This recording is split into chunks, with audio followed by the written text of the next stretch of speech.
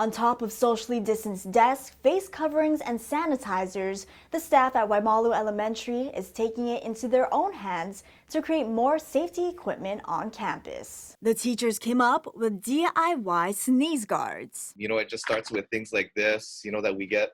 And, just little things like this we find at the hardware store. All you need are PVC pipes, elbows and joints, and clear acrylic plastic to build the sneeze guards. We had the teachers make their own.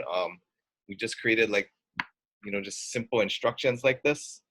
And, we had them do it at a meeting. Most of them were able to do it less than 10 minutes. A labor of love. My vice principal and her family spent a whole Saturday cutting the pipes and trying to make it look a little bit more attractive, and actually spray painted them so it's not so industrial looking. Iwamoto says another plus about the project is it's cost efficient. If we were to buy a sneeze guard from somewhere that's already pre-made, we're looking at maybe $40 for a sneeze guard. So we made these for under $6. The sneeze guards will be placed in every classroom and office on campus.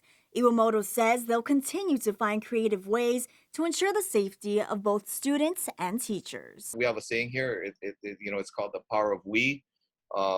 And everything we do, if we do it together, it always comes out better. So, so we implemented the power of we, tried to make sure that everyone was taken care of and we all took care of each other. For instructions on how to make the DIY sneeze guards, visit KHON2.com. Christy Tomashiro, KHON2 News, working for Hawaii.